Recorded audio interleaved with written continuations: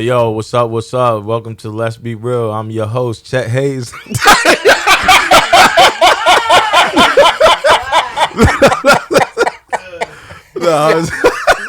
From the Crystal Cove.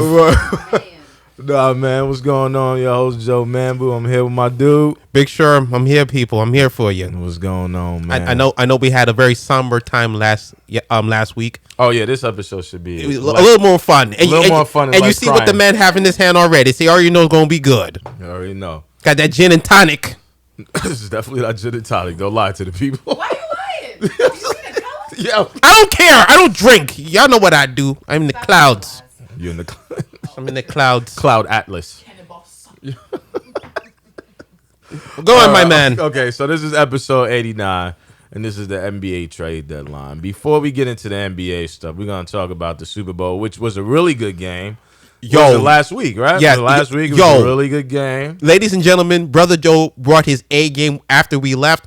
We were watching the game at a friend's house, and he was on it. Mm-hmm. He knew the calls. He knew everything. And Joe's not a football guy. I'm not since Kaepernick, but you know. Well, we understand. But I watch a little football. Like I grew up watching football. Well, I know that, but you took your stance. Yeah. You took your stance. Yeah, but he returned to watch the game, and he was on point. It was a really good game. Do you want me to Go ahead. What's your analysis from that game? How the hell do you blow another double-digit lead? Bay Area teams, they good for that. No. The hell with the Bay Area teams. 3-1? No. I'm just talking about pure coaching. How the flying frig are you up 10? And again, you do the same. I'm trying not to curse here. It's all right. I've been told I curse a little bit too much. I heard. I was told people who watch the show. So they say I curse too much. I was like, you watch it, but do you subscribe? There you go, my man. There you go. There you go. Don't tell me unless you hit that button. That's right. Subscribe. Word up. Please. But I'm saying, go ahead. How the hell do you lose again? This is Showtime. Yeah. And I told people, my homies. No, my homies, I don't care. Yeah. It's Showtime to me. Yeah. Because when it was on the line, he did it again. And that was after the penalty. Two drives. Yes. And that's after the Kelsey penalty. I hated that penalty.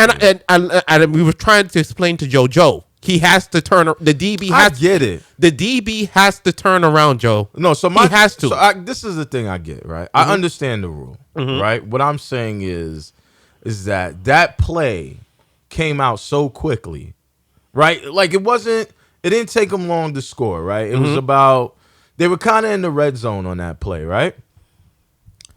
A little bit outside the red zone. But what? Hold on. Marcus Brady, as we see on the cam here, Honey Badger did his thing out there. Shout out to Tyrann Mathieu. He did. He is now a Super Bowl champion. Continue. Were.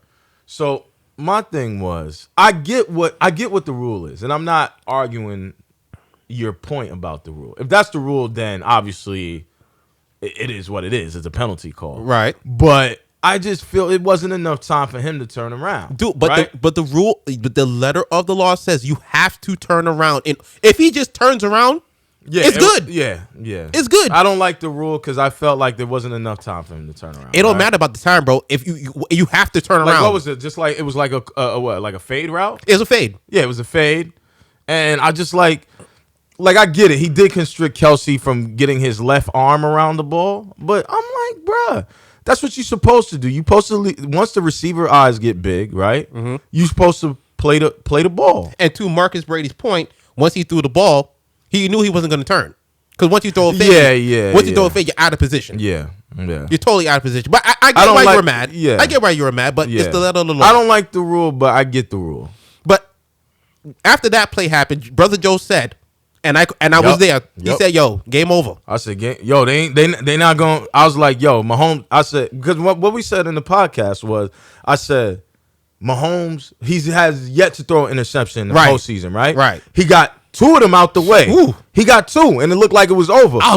But once that penalty happened, I was like, listen, Mahomes ain't a dude that's going to flake twice. Right. And he had 2 drives, came back down and scored on both of them drives like they was nothing. I think it was like about 6 or 7 minutes left on the clock, right? It was 6:30 when all this thing started to happen. See, better than me. That's why 1 and 2 punch like Kobe and Shaq. That's it, baby.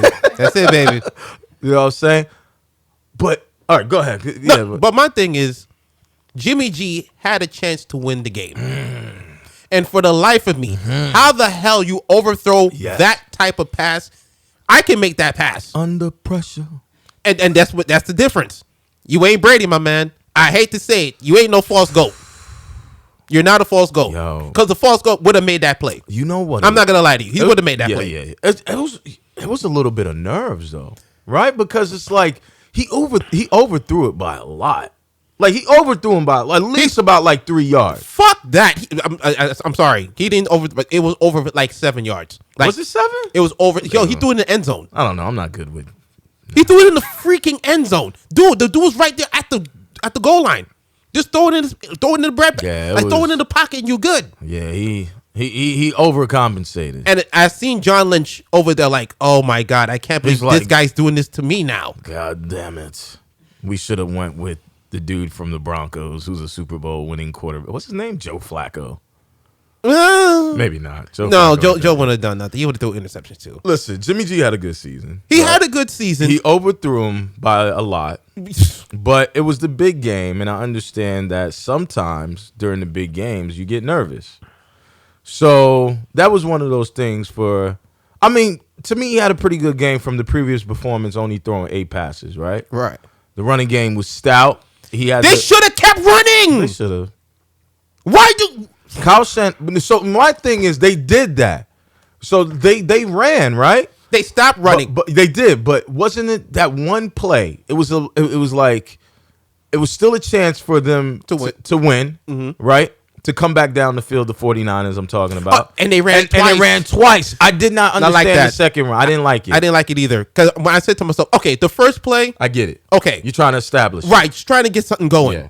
You run it. At that point, I say, yo, they don't trust this dude, bro. They could have. They don't trust this dude. I would have play action or like a bootleg or something. You know what I'm saying? And at this point, those were not working because the whole game, they didn't blitz. They didn't. And they waited. As I watched the game, as I replayed the game now and I watched it over, they didn't blitz Jimmy G right away. But Jimmy G's not that good that you got to blitz. But that's what I'm saying. Yeah. You didn't have to blitz him right away because if you get him used to the blitz, now he can adjust. Yeah. And it's not like his offense is set up for him to adjust everything. Yeah. But they said, all right, we're going to hold. They literally said, we're going to hold this off until he doesn't expect it to come. And when they blitzed him in the fourth quarter, when Casey got the lead, that's when they started throwing everything at this man, and he couldn't do nothing. Because that's the crazy thing is like he had a clean pocket majority of the game, and then when the pressure's on, especially after that penalty, I know that shit was deflating, right? After that penalty, they're like, yo, let's blitz him. Right, because now Jimmy G got to beat us, and he's not expecting it because they haven't blitzed the whole game. I thought that was brilliant. That was very Steve Spagnuolo, Super Bowl winning coach already with the Giants. Yeah, he deployed the game plan that destroyed the undefeated streak. Of the Patriots. God bless him and God bless Eli Manning. God bless him. Who just retired, by the way. He did. I will always say this. He did America a solid. Thank you, Eli. Word up. Tom Brady be sitting on 8. All right, so that's enough about the Super Bowl. Football season is done. Now we're getting to Joe's season. Oh yeah, I love this. This is Joe's season now. I love it, man. But I'll let you take the lead, my man. This is your season. All right, so we're talking about the trade deadlines. Right? What did you like? We're talking about the trades that happened. What did you like? What did you not like? Talk to me. My favorite trade was I did enjoy Wiggins getting a new opportunity in a lesser role. You say you didn't? I did. Oh, okay. I did enjoy Wiggins being able to get a new opportunity with a championship caliber team. Not this season, obviously, which they're gonna get a top 3 pick because they have a worse record than the New York Knicks. Are you serious? Son, the Warriors are 12-40, maybe 12-41 if they play the game since. Well, they play Saturday night. Okay. They play yesterday, so maybe they lost. The worst. Yeah, you ain't saying that with Steph out there, producer lady. He was out there in the finals. He still lost. Yeah. Listen. It's crazy. Anytime you need the Knicks to tank, they don't tank. They don't tank. They like, aren't they on a 4-game winning streak? Yes. Right? But didn't I hear for what? But don't they have draft picks up the wazoo now? Listen, I don't know what the Knicks have. I have to look at their cachet of treasures. Of treasures? What the hell is that? What they probably don't have. I'm talking about their picks for the future. Yeah. All right, so it's looked promising, but they have something to build on now. They do. Well, they fired Steve Mills. I don't know if Steve Mills was the problem. To tell you the truth, we all know what the goddamn problem is, but I think it's Dolan. We all know. Thank you. Yeah. We all know. Listen. We all know. This is what I'm going to say. I'm just glad the Knicks ain't trade for Andrew Wiggins. You know what I'm saying? Because the Knicks do shit like that. They would do some shit like that. We got rid of, so this is like the Knicks. This would be the Knicks, right? If it was a traditional Knicks. And this is how you know the Knicks are getting better as a franchise, right? Slowly. They did sign a plethora of power forwards at the beginning of the season, but they got rid of one of them, arguably their best one. And Marcus Morris, who's now a Los Angeles Clipper. You think he was the best? He's been the most consistent. This season, right? Okay, we can agree to that. He's been the most consistent. Julius Randle, who I love, I thought he was gonna be something. I thought he was, but once you put on that Knicks uniform, that's it. But you forget how to play basketball. That's it, Bobby. That's it. So, I like the Andrew Marcus Brady. Oh no, yeah. Marcus Brady says it's the players. It's the players. What for the Knicks? I believe. Marcus, can you elaborate, my man? Yeah, elaborate, brother. I'm not too sure what that means. I mean, it's the NBA. It is the players, but so I will say this though, and I'll wait till Marcus. I'll wait for Marcus to answer, but we'll talk while he's. So I did like the Andrew Wiggins for D'Lo trade, right? D'Lo and Cat been wanting to play with each other for a while. The one piece is missing now. Devin Booker? Yes. Yes. That's what they've been talking about. I heard it all season. Listen, my thing is, though, they're really good players, but they're not winners, right? So maybe if you get the three together as a conglomerate, it would be nice. But they're not winners. But that does not they say put you're up going to win numbers. anything. They put up numbers, right? They're stat patterns. They're like They're stat it's patterns. like 3 Kevin Loves in Minnesota. Oh, damn. Who put Kevin up Love. astronomical numbers. Freaking Anthony Davis in New Orleans, right? No, whoa. Anthony Davis putting up number wherever the fuck he go. But no, this is what I'm saying. It's like they put up numbers, but they don't contribute to winning, right? So my thing is Nick's going to mess around and go get Gallo again. Listen, I wouldn't be surprised. They had Dennis Smith Jr. They got rid of him just to bring him back and not to use him. Marcus Grady, you said it's the players. Can you elaborate on that, please? Go ahead, sir. Yeah. So the reason why I like that trade is because Andrew Wiggins gets to have a fresh start, right? So he's a guy. Structure. He was the number 1 draft pick. He was supposed to be the second coming of Kobe, right? What? No, that's what people said. Who the hell said that? Producer lady? Who said that? Pundits my ass. Who told you it was Kobe? Listen. I didn't agree. He wasn't shooting like Kobe. What? Listen, this is what I'm saying. He came defensive ready, yeah. But he was no Kobe. No. Kobe. Andrew Wiggins do not play defense. Listen, when he came out of Kansas, he was defensive ready. I don't know. He was defensive when he came out of Kansas. I don't know what tapes you looking at, man. Check it. We've been doing this show for goddamn 5 years. Wiggins I told you that. Andrew Wiggins was. I said coming out of college. I said not in the NBA. Right. I said coming out of college. Okay. This is what I'm saying. I like the trade because Andrew Wiggins, like you said, gets the structure that he needs. Now he's a guy who can put the ball in the bucket, but he's not required to. So he gives you a little 15, 20 points. He's making his $25 million, right? Or whatever. Mm-hmm. But he gets to whatchamacallit.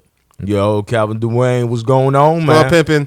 What's going on? So he gets to be like a third option. Third option because Draymond, as we see this season, ain't shit. Why everybody sitting acting like Draymond? Shit. But everybody act like Draymond. Yeah. This is new. This is what he's always done. No. Let me tell you something about Draymond. I'm glad the Warriors have the worst record in the league, right? Mm-hmm. Because for 5 years, Draymond been pumping his chest, talking shit like you the number 1 option. You not, homie. I know you've been waiting for this day. You benefit off the shooters, and you definitely benefit off of that 7-foot Grim Reaper named Kevin Durant. Slim Reaper, my man. Slim Reaper. So I will say this. I'm glad Draymond having humble pie because, nigga, you ain't shit. All right? You ain't shit. You not even a poor man. Like, they used to be like, he's a poor man's LeBron. Nope. Nigga, you not even the bottom of LeBron's shoe. God. All right? This is what I'm saying. God. Off of that. I like the D-Lo thing. It's kind of spicy there, my man. It's kind of spicy over there. I like the D-Lo thing. Going back to the trade, I do like the D-Lo thing because D-Lo is now in a place where he's wanted, right? Because he was on the Lakers. They wasn't really rocking with him, right? Magic Johnson got traded him. That was stupid. Magic was dumb for that. But, hindsight is 2020. And then he goes to the Brooklyn Nets, have an all-star season.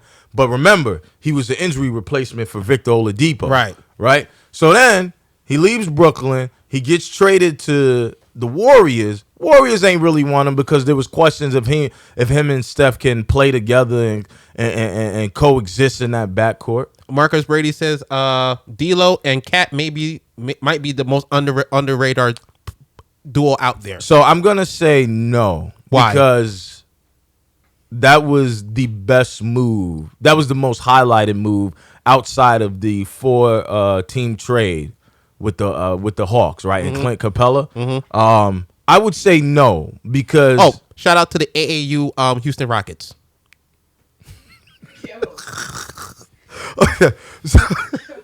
So and you know why I say I know. Thank you. But what I'm saying is that D'Lo is now in a place where he's wanted and he's playing with his friend. Now, there's still a liability on defense, and Devin Booker ain't gonna solve that problem if that's who they trying to acquire as their third big three, right? Their third person, the big D. They don't play defense. Cat doesn't, and marginal for D'Lo. Yeah, and Marginal. I can't listen. It's marginal. He's at Steph best. Curry 2.0 on the defensive side. Which means he plays a little bit. Yeah, it ain't James Harden type. Well, because they got James Harden now playing the post. Yeah, well, apparently James Harden on the AAU. James Harden is one of the tallest people on the team. Pretty much. That's all the trades happen. 6'5", he's a power forward, basically. Yeah, basically. So I like that trade. Because I hope that Wiggins progresses where he needs to be. He gets this half a season under his belt and learns how to integrate into the culture. But Sherman, for you, who would it be? FRS. Favorite trade of the. You ain't even look at the trade. I mean, no, I watched it, but it nothing spoke to me. Although I will say the Iguodala to Miami. Oh, fuck that shit. No, it wasn't. That spoke to you, a 36-year-old. Listen, nigga, if you ain't LeBron, ain't nobody LeBron, bro. What the hell are you talking about? So I don't know how that spoke to you. Hey, listen, Pat Riley's a done. I don't care what anybody tell me, because no one expected Miami to be there. So what? If Iggy would have went to the Lakers, it'd have been cool, right? No, that's not what I'm saying. It would have been cool. No, it would have been cool. No, that's not what I'm saying. It would have been. There would have been a championship contender over the Clippers. You think Miami a championship contender? No. All right. Exactly. No. But Iguodala does not move the needle. All he does is takes away minutes from young players who they should be developing. They are developing. What are you talking about? But what I'm saying is this: he can help them. Can he not? Yeah, by doing this. And he can teach. He's a champion. They're trying to be champions, no? What do you mean? Is the most overrated. It's not overrated, shit, bro. It's not overrated. Don't say it's overrated, bro. He's JaVale McGee's a champion too. But he's with LeBron. Correct? That's the most overrated thing. When they talk about he's with LeBron. He's a guy who was a cog. He's a champion. He's not going to teach you how to win. How can he not teach you how to win? He's been there. He's seen it. Yeah, as like the 12th option. Who cares? You've seen it. And that's experience you can gain to the young players. You're trying to build them, right? What's your building skills at, my man? You're trying to build a team. You're trying to build them up. Didn't they just sign this dude to a 2-year, $30 million? Well, he didn't want to play in freaking thing. He wanted to play in Memphis. Oh, my God. And then Dylan. So all the trades that happened, the Drummond trade to Cleveland. That trade don't mean nothing. He ain't going to be. Hold on. Don't mean nothing. The Marcus Morris trade to the Clippers when there's a battle in L.A. And dude, Clippers I already told you the Clippers are good. But none of those trades spoke to you. The one that spoke to you was the 30s. Against the Grizzlies, sir. Huh? I didn't hear you. The Clippers against the Grizzlies? Just yesterday. And? Yeah. They lost by like 30. Yeah. Who? The Clippers. The Clippers did. Are you wilding right now? Listen, I did not see that. I was watching I was watching the John Jones Bones fight. Okay. Oh, okay. Championship team play the Grizzlies, please. Listen. I don't have to watch them right now. I'm on load management too. I'm just saying, he wasn't on load management. I'm on load management until the postseason. Yo. Okay. Listen. Thank you. Go ahead. Tell me why that trade means so much to you. I don't care. I'm gonna sit and say my shit now. I'm waiting. I ain't scared of you people. I'm waiting for the blog on Facebook.com. I'll put it on there too. Don't dare me. Go ahead. No, but okay. I feel like he bring. Listen to me. Milwaukee, we know they're up there, but I don't feel it from. I don't feel Giannis is going to be Giannis. Yeah. He going to do what he going to do. Yeah. But last year we said the same thing about these guys, and they faded out. They did, but they was they playing faded Kawhi. out. They was playing Kawhi, All right, bro. Okay. No, Jimmy Butler ain't no Kawhi. We know that. He definitely not. But the team around him is suitable enough. If they're hitting shots, they can give him a run. It takes one series. I like Nunn and Tyler Hero. I think they got a lot of game. And their 3-point specialist, Duncan Robinson. Yeah, and Bam Adebayo. Yeah. I watch. Bam is a beast. Yeah, son. they hardworking brothers. I like the culture in Miami. So go ahead. I mean, for me, I want to see Miami do it, just for the sake of Jimmy Butler, because what he's been through. Yeah. Well, Jimmy Butler kind of do it to himself. He do it to himself, but when he bring it, he was in a good situation in Minnesota. He was in a good situation in Philadelphia. But like you said, the brothers didn't want to play. Yeah. How the hell the third string team beat Andrew Wiggins and Karl Anthony Towns in practice? How? It was practice. Only Jimmy Butler, one man, one starter. Like Iverson says, practice. Huh? Hey, I get it. Practice. But now he's in Philadelphia. They made a mistake and kept Tobias Harris. Mm-hmm. And look what happened to the Sixers now. Yeah. So let's talk a little bit about this. Go ahead. Jimmy Butler is in the perfect situation, and now they're getting the pieces to make him feel like he's the star. Okay, he is their star. Yeah, he is their star. Yeah, he's. I feel Andre Iguodala now can still play defense. He can. He can still play against the top. Some of, not all of them. Yeah. Some of the top players in the league. Yeah. Play defense on them for periods of time to give Jimmy Butler some rest. Yeah. And I think in the end, it's all up to Jimmy Butler. All right. I mean, I get what you're that's why saying. That's why I say that. My thing is this, right? And me and producer lady talked about this yesterday. Mm-hmm. He's 36 years old, right? They extended him for 2 more years. He's gonna be 38 at $15 million per year. Mm-hmm. I just don't think for what you're trying to build, right? And maybe Pat Riley realizes they're a few years away from a championship, so they can get that experience from Iguodala. But I just don't think he's worth it, right? Like you could have wrote out his one contract and get someone else. I don't know what the market is. I know the market is pretty much diminished for the next 2 years, right? Right. But I think the trade was dumb. I love the trade more for Memphis because they get Justice Winslow, so they get another young cog and a defender. So they get another young cog who can grow with. Who's has basketball minutes, right? Who can help out Dylan Brooks and John Morant. John Morant's a transcendent player. He's a beast. And my thing is, I love John Morant because he got a little bit of that Damian Lillard in him. Anger. You know what I'm saying? Because it's hard anger, fire. He like, yo, F everything. I don't care. Word. He telling Iguodala like, yo, you don't want to play with the Grindhouse 2.0? And Iguodala like, I'm a champion, so I'm just trying to chase more. Not chase, but I'm trying to get more rings. And I get it. But, bruh, at this point in your career, you got your 3. That's all you going to get, right? So I love when Dylan Brooks was like, yo, I want him off the team so we could get at his neck. And I get it. Because you know what? Players don't have that mentality. So it is lovely to see a guy like Dylan Brooks, who's a young cat in his league, a guy like John Morant, who's a young cat in his league, like, yo, I'm going to come at your throat. I don't care about your championship. Because first of all, you got 2 of them because of the 7-foot Slim Reaper. And you got a finals MVP. Look at y'all hating. You got a finals MVP because you stopped LeBron, which I think LeBron averaged 30 in that final. So maybe his shooting percentage was bad, whatever. But, to me, it was just like, I love the fact that them young cats do that. I know we got a limited time. I do want to talk a little bit about what's up with the Sixers. My pick, man, one of my picks is falling apart, man. Yeah. What's up with them, man? The coach has to go. Brett Brown? Yes. You think he was just good for the process? That's it. That's all he was there for. He can't transcend beyond that. Because Ben Simmons still can't freaking shoot. Word. If Markel, how you not shooting a 3-pointer when you're wide open, bro? Yo, I went to Philly and the first 3 he hit, I was there for when he hit. How many did he take? He took 6 this whole season. He has attempted 6. I think Dwight Howard has hit more threes than Ben Simmons. That's a goddamn shame. Yeah. That's a goddamn shame. 6 this entire season, bro. So you mean to tell me Brett Brown can't sit there and the people say coaches don't matter. Yes, they do, to a degree. Because certain players respect certain coaches. Yeah. They've lost the respect for the coach. You know what it was? He was good for the process. Right. And on top of that, the players have to take accountability for what they're doing as well. So I don't think it's fully Brett Brown, though. Can I just... Go ahead.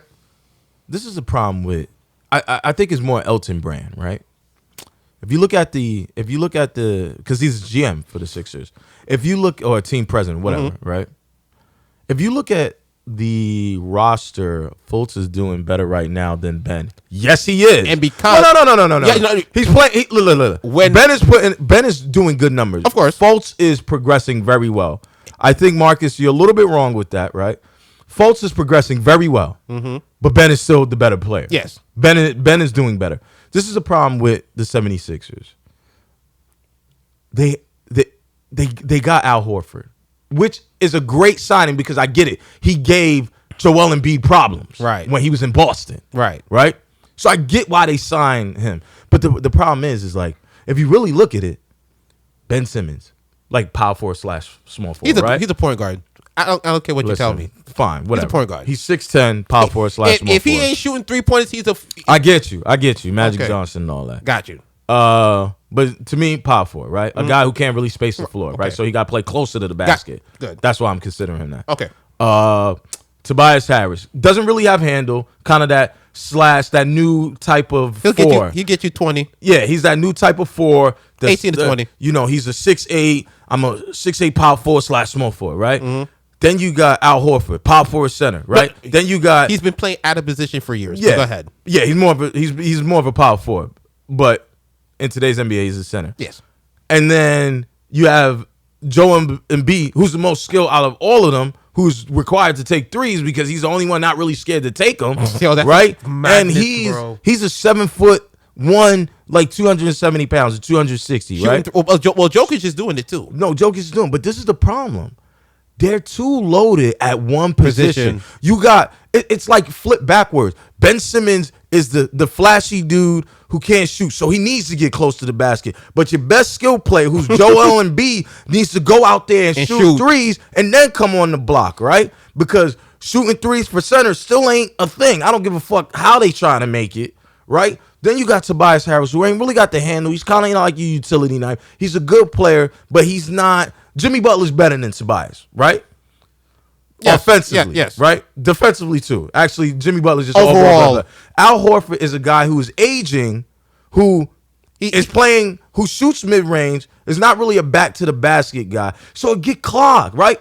Those four positions clogged. Then you see why they trade for Alex Burks, right? But that's not changing the game. But but the thing is, they need shooters, and they're missing JJ Redick. They don't have anyone who could spread the floor. They just cut Trey Burke.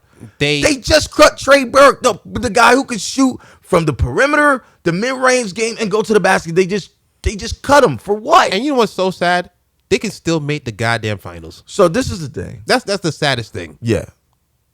The problem is that it is the regular season. So I'm not putting much stock in the troubles that they having, right? But you can't slip too far, bro. No, because they are integrating players, right? They just had a couple of trades. They had Alec Burks and someone those else. players are bench players. They're bench players. They're not. But you know what? You got to understand they're guards.